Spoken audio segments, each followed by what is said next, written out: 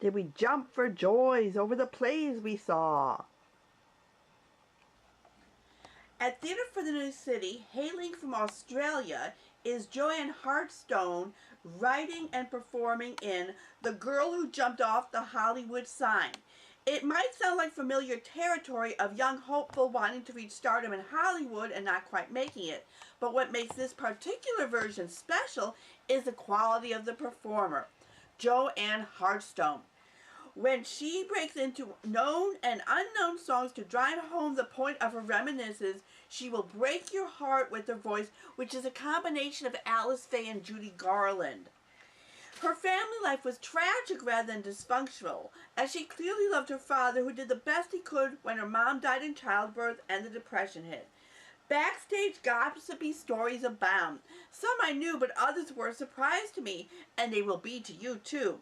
There is something eternally sad about wanting desperately to be something that certain perceptions keep you from being through no fault of your own. The irony is that Joanne Hartstone is extremely talented and gorgeous. The Girl Who Jumped Off the Hollywood Sign will jump into your heart. I get a happy face for this one. A nice surprise.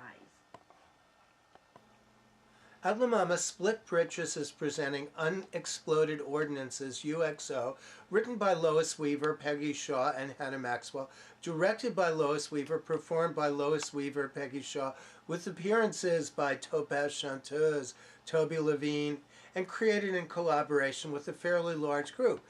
It uses Dr. Strangelove imagery as a background, and we have a countdown that people are setting their cell phones for to when the explosion will occur, the nuclear explosion. But there's also the idea of unexploded ordinances, of things that people desire but didn't get. And I didn't think that was explored quite as well. People had crumpled up pieces of paper. But what I really liked was there was a council of elders chosen from the audience for people who were lived through either World War II or the Korean War, and they presented really interesting responses. Yeah, we had some incredible people in our audience. We had an Olympic runner from England that was there at the same time as Wilma Randolph, and a poetry critic, and really an interesting array of people from the audience. And I noticed Penny Arcade was in our audience, but she wasn't chosen. But it was really fascinating, and you don't even think about it, but like they were talking about in this parking lot on 23rd Street here, they found this cannonball that wasn't exploded. And then they found another. Then they were telling a story about someone who did find a cannonball and stupidly put it on their mantelpiece and lit a fire, and of course the whole house exploded. So you gotta be careful about things hidden underneath that.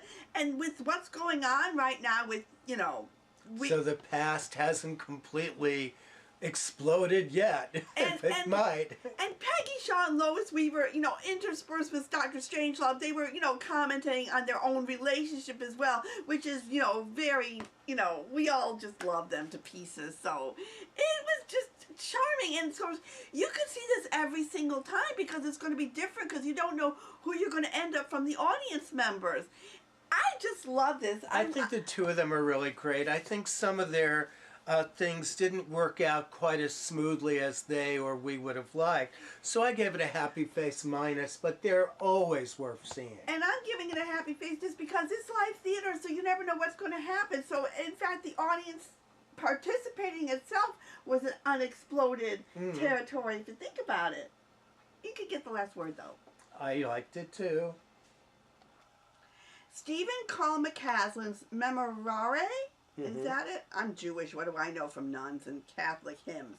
Enters a rarefied air of a convent in New York City in 1964, while the Harlem riots are going on that was sparked by an off-duty white policeman fatally shooting a 15-year-old high school black student, James Powell. Postulant Mary Azu seeks refuge in Sister of Mary Convent after escaping the brutalities of Nigeria. The Mother Superior is worried how this will upset the order of their orders. At the same time, she wants to help reinforce Sister Azu's faith after all the suffering she had to endure. The sisters all react differently to their newest addition, with Sister Agnes being this horrible, racist, dreadful human being. I mean, it shows that nuns have feeling, think just like human beings think. They're not all pure and compassionate like you think they might be. Stephen Kalmakaslin very cleverly uses a small microcosm of a convent to reflect the various changes occurring on the outside with racial tensions and the Pope's new Vatican, where Latin is removed and other progressive changes are being made to Mass and the Church. The cast was superb, and Peter Darney did an elegant job of directing them in the site-specific St. John's Church. The play is sadly very timely for an incident that happened in 1965, and I enjoyed this very much. You really should go see this. Major happy face. The Children, written by Lucy Kirkwood and directed by James MacDonald, involves a former co-worker, played by Francesca Annis, who's single, who comes to meet again and talk with a couple that she worked with as nuclear engineers years back. It's now after a great nuclear disaster in England, and she has something especially interesting to ask them. But the first part feels more like a really boring version of Pinter's Old Times, where you have a couple and a visiting woman with a mysterious past. And then the second part feels more like an excruciatingly boring public service announcement dealing with nuclear energy and concerns about the future. To me, The Children is a play better aborted. I have no argument. For once, we are agreeing on Get rid of it. I dislike of this play. And it was exciting to see the caliber of acting found in Francesca Annis, Ron Cook, and Deborah Findlay. No complaint there. Who have admired from afar as they are in England. The play itself let me down. I am no devotee of dystopian dramas, and this didn't change my point of view, as I found the whole play pointless and boring. It was all talk and no action. Love triangles can be entertaining, but here was just a distraction from the more obvious concern of what to do, what do we sacrifice for future generations. I never felt any immediacy in that cozy kitchen, so it was all intellect without any imagination. Yeah, I mean, even great actors could not get me to care one whit about these characters. On the Beach is probably the only good post-apocalyptic story ever written, as we get to see and really feel what these characters are going through. So unhappy face for the play and happy face for the actors, but oh Just God. Unhappy for me. I'm sure they'll do better things. A Sick Day for Morris McGee from Jerusalem's The Train Theater, based on Philip C. Stead's book, was created by Ayelet Golan and Mayan Resnick. It's a charming story using these hinged figures to show a typical day in zoo workers Morris McGee's life as he gets up, takes the bus and measures the elephant's trunk, times the turtle's race, gives him a medal, blows the rhino's nose who has a cold, gives the penguin a bubble bath, and sings a lullaby to an owl. One day he doesn't show up, and the worried animals take the bus and visit Morris at home. When they discover he is sick, they look after him. Benjamin David Elder narrates the story while Mayan Resnick manipulates the puppet with such graceful moves that it was a joy to watch her. It was amazing how the very young children who were tantruming and running around before the show quieted down and were quite riveted by the show. Afterwards, we all got the treat of getting animal crackers. So once again, the New Victory does a lovely job. Mankind at Playwrights Horizon is written and directed by Robert O'Hara, and it features Bobby Moreno as Jason, who's been impregnated by Anson Mount as Mark, and this is in a dystopian society 50 years after women have completely gone extinct. So only these men could have babies. And so the parents are called father and father. Which is also very confusing. You would think they would distinguish between the one impregnated and the sire. But it doesn't matter because this play is so useless. But they become unwittingly the founders of a new religion that has a female god and an exemplary sufferer who's supposed to be the child of that female god. although they have no religious feelings whatsoever, to escape from both the threatening male society and this new feminist cult, and also to get some money, because money is very important, they go along with it. And it gets crazier and crazier without becoming any more interesting. Yes, it's a commentary on religious cults that get out of hand, and Jason and Mark are trying. We should also explain that abortions are illegal in this case, and so they're constantly trying to get in and out of jail, and they want money all the time. And I mean, I was saying I did manage to laugh a few times because it was just so over the top, ridiculously dreadful. I don't think I laughed. And the thing is this, I mean, you and I are disagreeing here strongly. I happen to love Robert O'Hara. I love Booty Candy, and he directed Bella. He did not write it. Oh, okay. He also wrote Barbecue. And also, I'm like, so all my favorite playwrights are A Lot of Clunker, and this is his. And also, a satire works best if you know what's going on.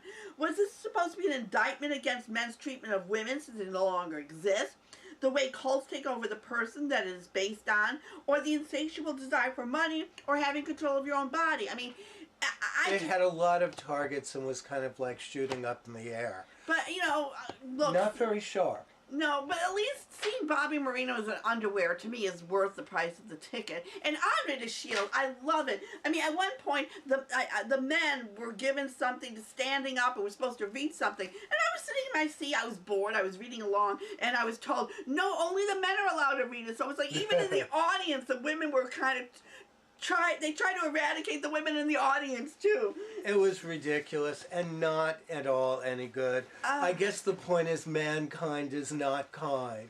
I'm giving it a negative. And I'm giving it a mix. Only, again, like, the play's terrible, the actors are good. So, and the costumes were fantastic. Some really good costumes and some nice lighting and sets, but still, it's a dreadful play.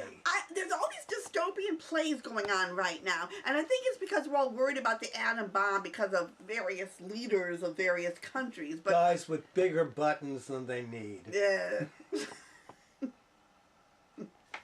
Just to remind you, Broadway Con is January 26th through 28th. This is the third annual Broadway Con. And we keep getting more and more exciting things coming up. Like the full lineup of Come From Away. It spotlights all the actors from it and the people from it and the true story behind Come From Away and from stage to screen, going behind the curtain of a Broadway production. Fantastic Asian American representation. Broadway Stead live shows, stage show stories with Broadway and friends, theater critiquing a women's touch, After Anatevka, when the golden age of Broadway met the golden age of television. I mean, there's people from American Theater Critics Association, you know, I belong to ACA, coming from all over the country, and there's just highlights of Frozen with the people that wrote the music, Bobby Lopez and his wife, Christina. I mean, it's just like fantastic. And hundreds of Broadway stars are there. And it goes on from like 10 in the morning till midnight.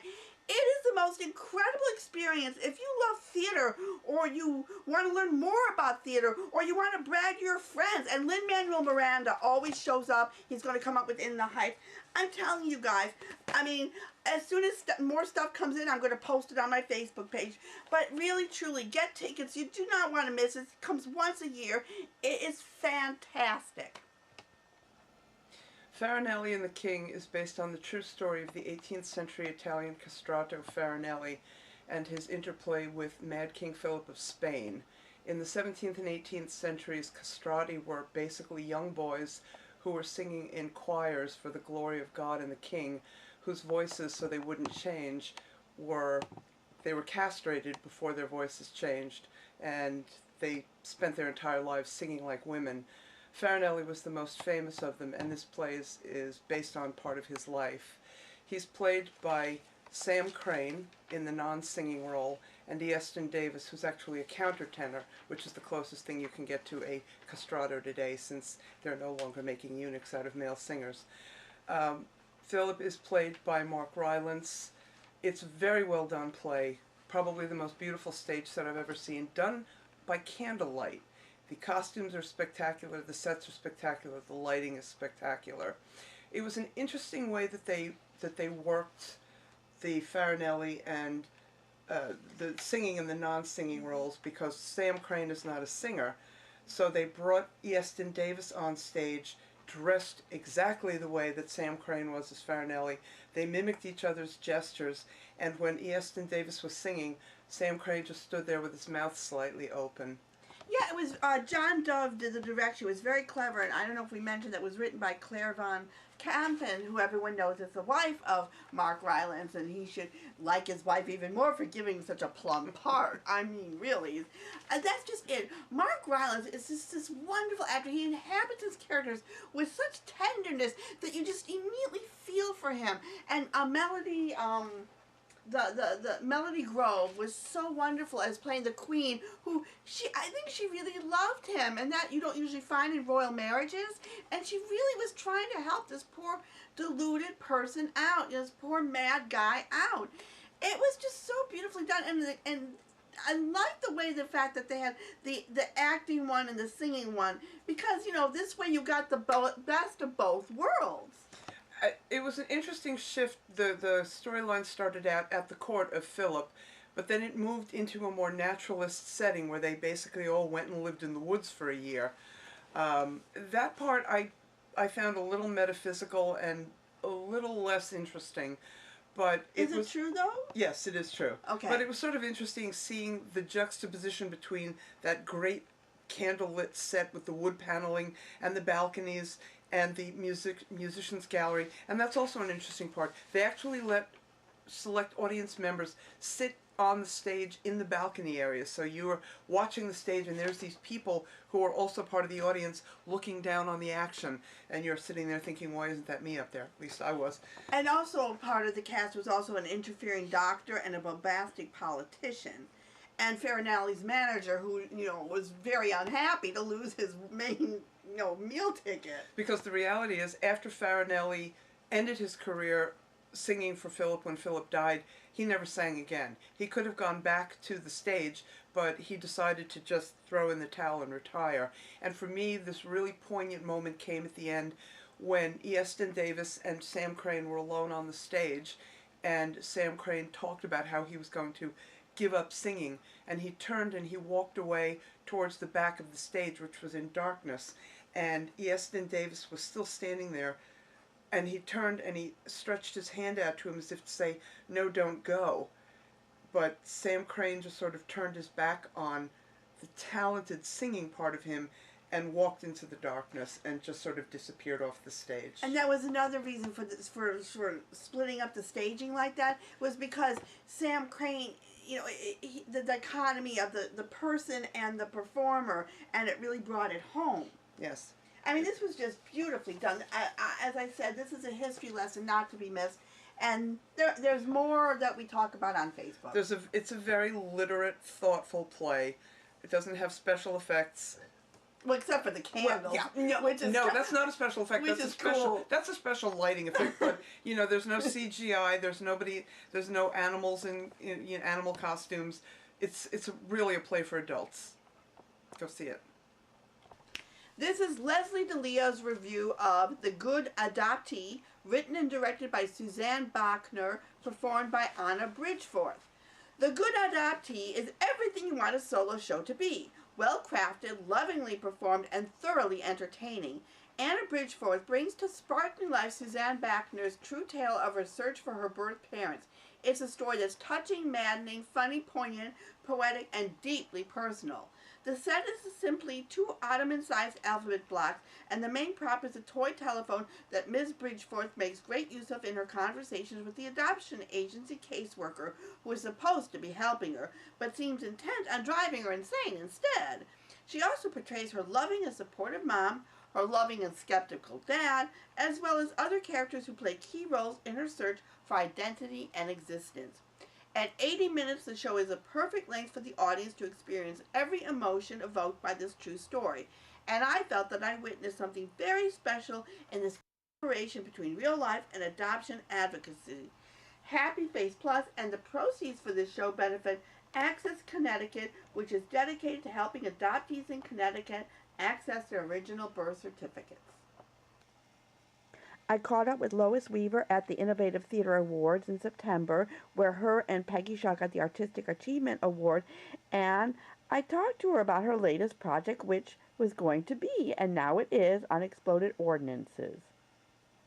Here we are with Peggy Shaw. from Split Britches. Yes, I am. Lois Weaver also got the award, but she's touring at the moment, so she's not in the country. It's called UXO. It's Unexploded Ordinances. It's based on unfulfilled potential and Dr. Strangelove, basically. It's Peter Sellers and George C. Scott. I played George C. Scott. Lois is the president, Peter Sellers.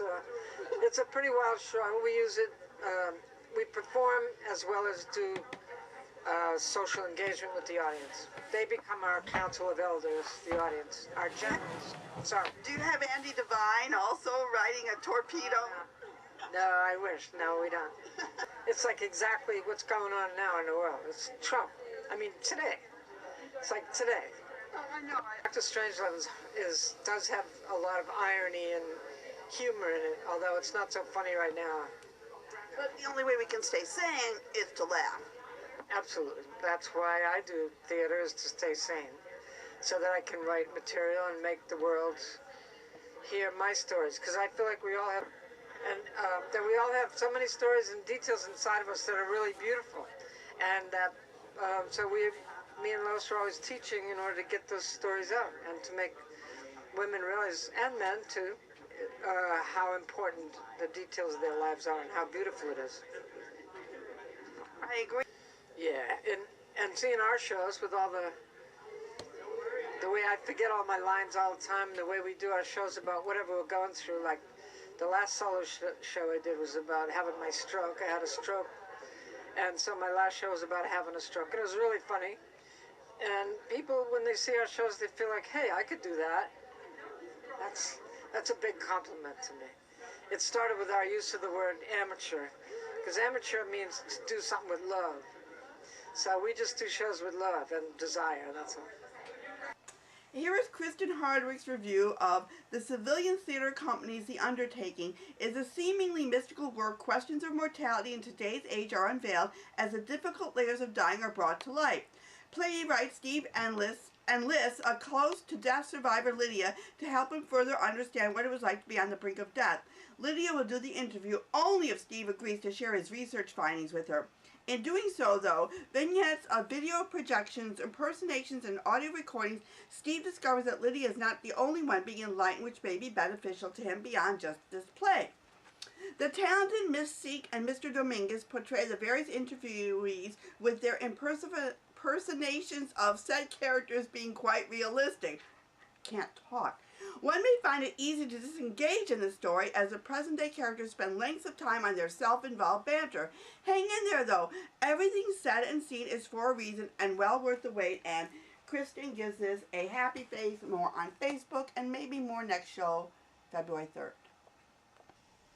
And now for some revelations from last year's Broadway Con to give you an idea how special this is. So I started to sing and dance, and I knew not how to do either one. Nothing. I couldn't do anything except I had guts. And I would get out there and pretend like I knew what I was doing. And people believed it. And the next thing I know, I was working in nightclubs and on television for years, and I could not get a part in a Broadway show, which was my dream. I put my award down, and I was like getting undressed, and I was like topless, but I hadn't put the thing on, and everybody was like, congratulations. I was like, oh my God, thank you. And I had this thing on, and I went to the bathroom totally naked, and like, there's Gladys Knight, and I'm like naked with a thing, and like, I was in preschool, and we were doing a production of Ba Ba Black Sheep, and I played a bag of wool. I wore a brown grocery bag with, it said wool with like yarn sticking out. Oh, it's all coming back to me. Baba Black Sheep, have you any wool? Yes, sir. Yes, Yes, sir. sir. 3 bags full. And when I sat down, the bag went up over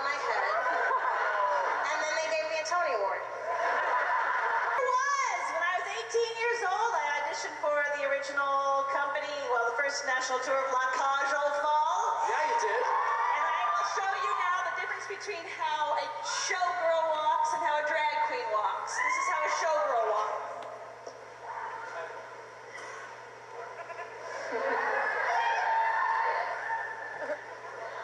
Woo! This is how a drag queen walks.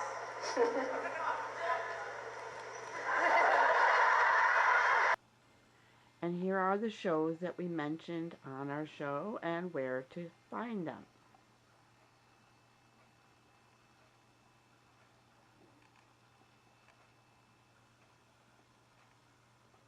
Go to Broadwaycon to find out more information. True Voices is free and it's a lot of fun. Break a Leg is doing an Einstein thing. Outside New Jersey, PAC is having Ain't Misbehavin' with Andrew Shield directing and choreographing. Peer Gynt at the Black Box Theater and The Outsiders at Paper Mill Playhouse. Lots of good festivals. The Coil, the One Act at Secret Theater, Origins First Irish Festival. Check their website. Mandela Soulmates at the Beacon on January 29th. Meteor Shower closes January 21st. Just go to 54 below because there's just too much for me to list. And on Laurie Beechman, Richard Skipper celebrating Carol Channing's 97th birthday on her birthday, January 31st. Musicals and Mufti is back with Hallelujah Baby, Bar Mitzvah Boys Always Are for Sleeping.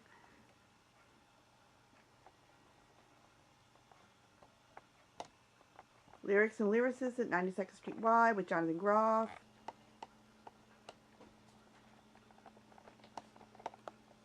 There's some interesting plays at Theater for the New City. There's Brouhaha, America's Favorite Universe, and Nuffield 5 for the Universe. A lot going on at La Mama.